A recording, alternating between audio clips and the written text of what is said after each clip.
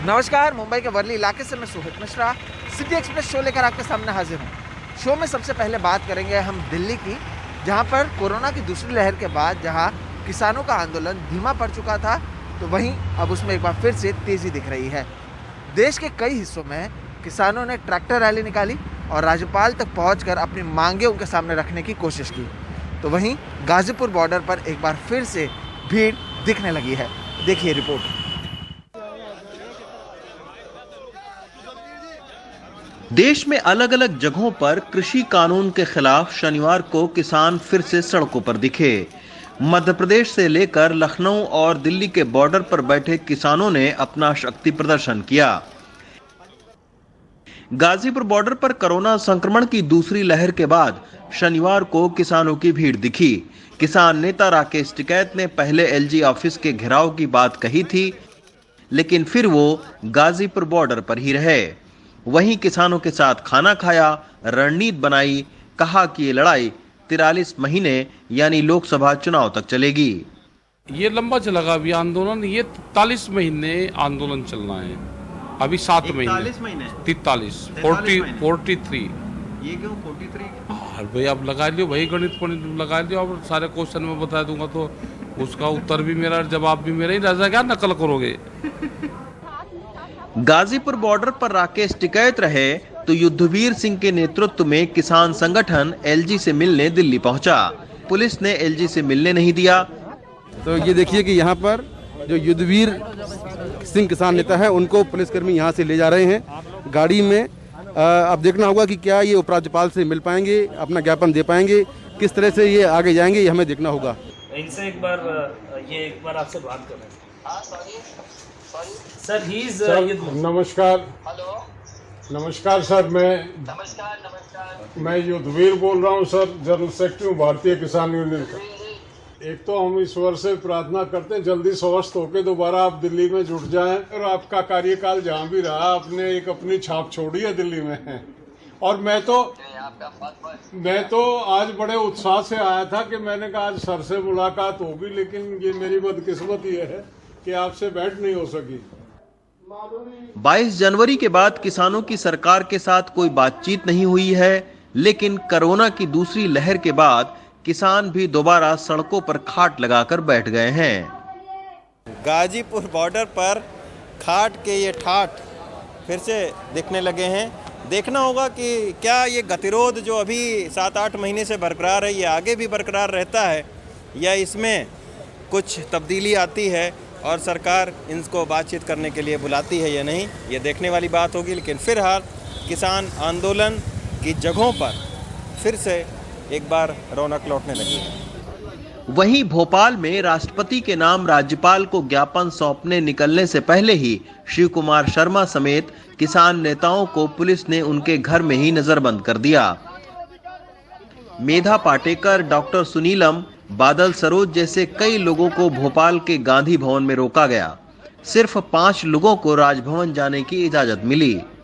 हमारा प्लान था रामलीला मैदान जाना, इन्होंने रोक दी। ऐसे ही आज गांधी भवन रोका है। गांधी के नाम पर जो भवन बना है उसमें इस प्रकार के आतंकवादी तरीके से सरकार ने पेश आना, खुद सामने आने के बदले पुलिसों को आगे करना, ये गलत है। अभी वो कह रहे हैं 5 लोग जा सकते हैं, पर हमको बहुत बुरा लग रहा है। 7 महीने पहले शुरू हुआ किसान आंदोलन अब भी जारी है। लखनऊ से लेकर कोयम्बटूर और चंडीगढ़ से लेकर कोलकाता तक हर जगह किसानों ने इस मौके पर विरोध जाहिर करके ये संदेश दिया कि कृषि कानूनों को मानने के लिए वो बिल्कुल तैयार नहीं हैं। भोपाल में अनुराग द्वारी और दिल्ली में मुकेश सिंह सेंगर के साथ रवीश रंजन शुक्ला, एनडीटीवी इंडिया। मुंबई के पूर्व पुलिस कमिश्नर परमवीर सिंह ने महाराष्ट्र के पूर्व गृह मंत्री अनिल देशमुख पर जो 100 करोड़ रुपए के वसूली मांगने के आरोप लगाए थे, उसकी जांच कर रही ईडी ने अनिल देशमुख को शनिवार को ईडी दफ्तर आने के लिए समन भेजा था, लेकिन वो वहां नहीं पहुंचे। तो वहीं अनिल देशमुख के पीए और उनके पर्सनल सेक्रेटरी को ईडी ने गिरफ्तार कर अदालत में पेश किया, जहां पर उन्हें 1 जुलाई तक ईडी की कस्टडी में भेज दिया गया है। देखिए रिपोर्ट। शुक्रवार को राज्य के पूर्व गृह मंत्री अनिल देशमुख के घरों पर छापेमारी के बाद ईडी ने उन्हें समन भेज शनिवार को ईडी दफ्तर में पेश होने कहा। लेकिन अनिल देशमुख ईडी दफ्तर नहीं पहुंचे। उनके वकील ने ईडी अधिकारियों से मुलाकात कर और समय मांगा। देशमुख सर आज इंक्वायरी के लिए नहीं आएंगे क्योंकि उन्होंने जो समन्स दिया था, लेकिन जो एक्सप्लेनेशन चाहिए था उनको, वो डॉक्यूमेंट्स अब तक हमें नहीं दी गई। इसके लिए हमने लेटर दिया है बाकायदा, जिसमें हमने डिमांड किया है कि आप हमको वो सब केस के बारे में जो जो आपको रिक्वायरमेंट्स है या क्वेश्चंस है उसका हमको डॉक्यूमेंट्स फर्निश किए। Accordingly we will furnish our return detail submission. ED अधिकारियों ने शुक्रवार रात अनिल देशमुख के पीए कुंदन शिंदे और पर्सनल सेक्रेटरी संजीव पलांडे को गिरफ्तार कर शनिवार के दिन अदालत में पेश किया। ईडी के वकील ने अदालत को बताया कि ये मामला बार मालिकों और पुलिस की ट्रांसफर पोस्टिंग के लिए पैसे लेने का है। कुल 4 करोड़ 70 लाख रुपयों के वसूली का मामला है। ईडी के पास बार मालिकों के बयान है, जिसमें उन्होंने बताया कि उन्होंने सचिन वाजे को दिसंबर 2020 में 40 लाख रुपए गुड लक मनी के तौर पर दिए। मुंबई के जोन 1 से जोन 7 के बार ऑर्केस्ट्रा के मालिकों ने 1 करोड़ 64 लाख रुपए दिए, तो वहीं जोन 8 से जोन 12 के बार ऑर्केस्ट्रा के मालिकों ने 2 करोड़ 74 लाख रुपए दिए हैं। सचिन वाजे ने ईडी को बताया कि बार मालिकों से इकट्ठा किए 4 करोड़ 70 लाख रुपए उन्होंने अनिल देशमुख के कहने पर उनके पीए कुंदन शिंदे को दिया। साथ ही संजीव पलांडे का भी बड़ा रोल है। पैसों की मनी लॉन्ड्रिंग कर नागपुर से दिल्ली भेजा गया और दिल्ली से नागपुर में अनिल देशमुख के परिवार के ट्रस्ट श्री साई शिक्षण संस्था में भेजा गया। पैसों की मनी लॉन्ड्रिंग की गई और इसकी मनी स्ट्रीम क्या है ये पता लगाना है।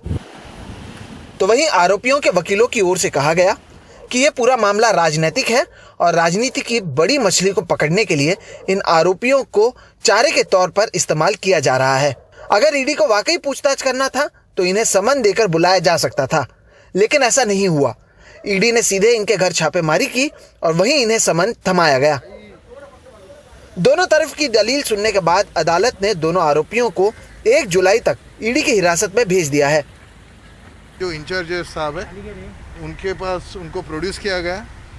उन्होंने तकरीबन 10 पेज का रिमांड एप्लीकेशन फाइल किया था। उसमें 6 से 7 पेज की उनकी सिर्फ कहानी थी। मेन ग्राउंड उनका एक ही है कि मिस्टर सचिन वजे ने कोई सेक्शन 50 में तड़ोजा जेल में रहते हुए कुछ स्टेटमेंट ईडी को दिए हैं। अब उस प्रोसेस में आगे की इंक्वायरी करने के लिए इन दोनों पर्सनल सेक्रेटरीज का उनको कस्टडी चाहिए था। अकॉर्डिंगली आज कोर्ट ने 1 जुलाई 2021 तक उनको ईडी की कस्टडी ग्रांट की है। अदालत में ईडी की ओर से यह भी कहा गया कि संजीव पलांडे और कुंदन शिंदे दोनों अनिल देशमुख की मनी लॉन्ड्रिंग में मदद करते थे। इसका यह भी मतलब समझा जा सकता है कि आने वाले दिनों में अनिल देशमुख की परेशानी और बढ़ सकती है। मुंबई से कैमरा पर्सन प्रवीण जिरोहित के साथ सोहित मिश्रा, एनडीटीवी इंडिया। पूरे महाराष्ट्र में बीजेपी ने आज चक्का जामा प्रदर्शन किया। महाराष्ट्र के अलग अलग 1000 जगहों पर बीजेपी की ओर से ये प्रदर्शन किया गया है। बीजेपी का आरोप है कि ओबीसी समाज के लिए राजनीतिक आरक्षण बचाने में महाविकास आघाड़ी सरकार नाकाम रही है। इसी मुद्दे पर राज्य की आघाड़ी सरकार के खिलाफ बीजेपी ने विरोध प्रदर्शन का आयोजन किया। इसी कड़ी में मुंबई में भी बीजेपी नेता और कार्यकर्ताओं ने कई जगहों पर प्रदर्शन किया। महाराष्ट्र में स्थानीय निकाय चुनाव में ओबीसी आरक्षण को रद्द किए जाने के विरोध में जो बीजेपी है उनकी ओर से पूरे महाराष्ट्र के कई जगहों पर चक्का जाम का काम किया जा रहा है। ये फिलहाल मुंबई और ठाणे के बीच में जो मुलुंड चेक इलाका है, ये वहाँ का इलाका है जहाँ पर आप देख सकते हैं कि लोगों ने चक्का जाम करने की कोशिश की है और उसके बीच में ही अब पुलिस जो है इन लोगों को वहाँ से निकाल कर लेके जाने का काम कर रही है।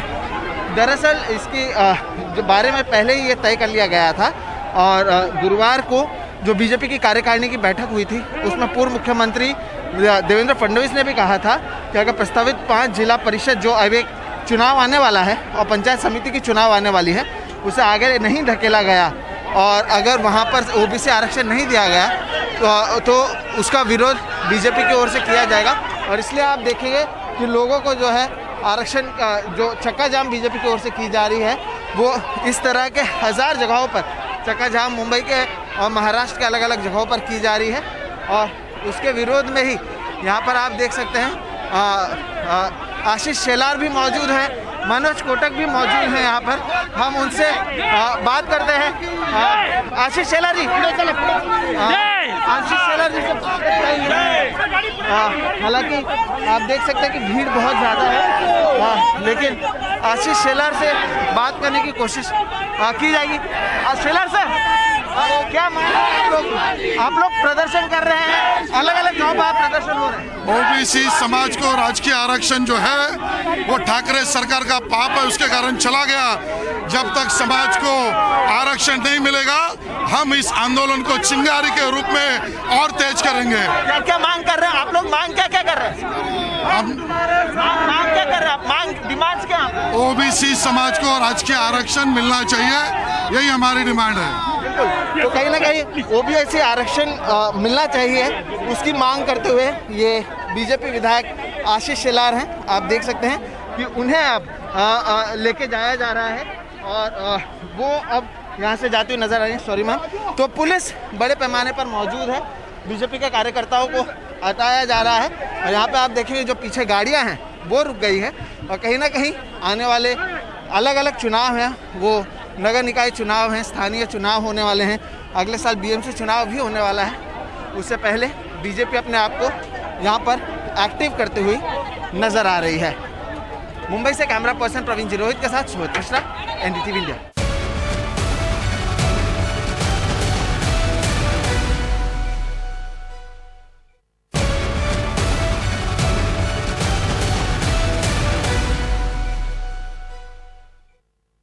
आज अंतर्राष्ट्रीय नशा निरोधक दिवस है। अगर पंजाब की बात करें तो ये संपन्न राज्य ज़रूर है, लेकिन नशे से ये बहुत पहले से काफ़ी जूझता आया है। पहले की तुलना में ज़रूर हालात सुधरे हैं, लेकिन इसके बावजूद नशा मुक्ति एक बहुत बड़ी चुनौती है। मोहम्मद गजाली की इस रिपोर्ट में देखिए कि इससे आखिर किस तरह से निपट रहा है पंजाब। 40 साल से जसवीर सिंह जो मोहाली जिले में रहते हैं और वेल्डिंग का काम करते हैं, वो नशा मुक्ति केंद्र में भर्ती हो गए हैं। जसवीर महीने में जितना कमाते थे उसका आधा हिस्सा ड्रग्स पर खर्च कर देते थे। मेरी बहन ने 2 दिन पहले मुझे यहाँ भर्ती करवाया। मैं शराब हीरोइन पर 600 रुपए खर्च कर देता था। गलत लोगों की संगत में पड़ गया था। पंजाब में ड्रग्स की लत की गंभीर समस्या है। पंजाब में करीब 35 सरकारी नशा मुक्ति केंद्र, 155 निजी नशा मुक्ति केंद्र, 19 सरकारी ड्रग पुनर्वास केंद्र और करीब 202 सरकारी ओट केंद्र हैं। इलाज के लिए 6 लाख से ज्यादा मरीज पंजीकृत हैं। नशा मुक्ति सेवाएं पंजाब की 13 जेलों में भी दी जा रही हैं। सरकारी नशा मुक्ति केंद्र और ओट क्लिनिकों में दवाओं के साथ साथ सलाह भी दी जाती है। आके वो डॉक्टर को मिल सकते हैं फॉर ओपीडी, और अगर डॉक्टर को लगता है कि पेशेंट को एडमिशन की ज़रूरत है तो हम उसके फैमिली मेम्बर के साथ कंसल्ट करते हैं और उन्हें काउंसिल करते हैं, गाइड करते हैं। बचाव और आइंदा होने वाले किसी भी नुकसान को रोकने के लिए सरकार ने 2 कार्यक्रम ड्रग अब्यूज प्रिवेंशन ऑफिसर यानी डैपो और बड़ी प्रोग्राम चलाए हैं। इस बड़ी के प्रोग्राम का मतलब ये है कि जो हमारे एजुकेशन में स्कूल और कॉलेजेस हैं, यूनिवर्सिटीज़ हैं, वहाँ पे जो स्टूडेंट्स हैं उनको इस कैंपेन से जोड़ा जाए। तो जितने भी हमारे स्टूडेंट्स होते हैं, स्ट्रेंथ होती है, उनको 5-5 के ग्रुप में हम एक ग्रुप बना देते हैं, जिसे बड़ी ग्रुप को। 6 लाख से ज्यादा लोगों ने डेपोज में खुद को रजिस्टर किया है। इस लत से जूझ रहे लोगों के सलाह देने का काम करती है डेपो। बड़ी प्रोग्राम 6ठी कक्षा और उससे ऊपर के छात्रों के लिए चालू किया गया है। राज्य के 37 लाख स्कूली बच्चों ने करीब 7 लाख से ऊपर बड़ी ग्रुप बनाए हुए हैं। अभी तक 15,976 शिक्षा संस्थानों में बड़ी प्रोग्राम के तहत 6 लाख से ज्यादा गतिविधियां हुई हैं। बड़ी ग्रुप 5-5 छात्रों का समूह होता है जो एक दूसरे को बुरी आदतों से रोकने का काम करता है। लेकिन पंजाब पुलिस के ऊपर सबसे बड़ी जिम्मेदारी ये सुनिश्चित कराना था कि पंजाब में ड्रग्स सप्लाई की पूरी चेन को तोड़ दिया जाए। अप्रैल 2017 से 20 जून 2021 तक करीब 47,000 से ज्यादा मामले दर्ज किए गए हैं। इसी तरह नशे के आरोपी 61,000 से ज्यादा लोगों को नशे के आरोप में गिरफ्तार किया गया है। ड्रग्स के पैसे करीब 23 करोड़ से ज्यादा जब्त हुए हैं, जबकि 350 संपत्तियों को इन आरोपों में जब्त किया गया है। ड्रग्स हमारे because we are affected Punjab is unfortunate that it has a 550 kilometer live border with Pakistan, and that is, we are on the route, transit route so to say, of drugs. We are affected by geography and we have this long border. तो उस वजह से drones के माध्यम से, pipes के through ऊपर जो फेंसिंग है, बॉर्डर फेंसिंग, उसके ऊपर से फेंकने से। ड्रग्स की लत को रोकने की जंग एक लंबी लड़ाई है जिसमें पंजाब को कई साल लग सकते हैं। अंतर्राष्ट्रीय नशा निरोधक दिवस पर हमें उम्मीद है कि सबकी ये कोशिशें रंग लाएंगी। चंडीगढ़ से मोहम्मद गजाली, एनडीटीवी इंडिया।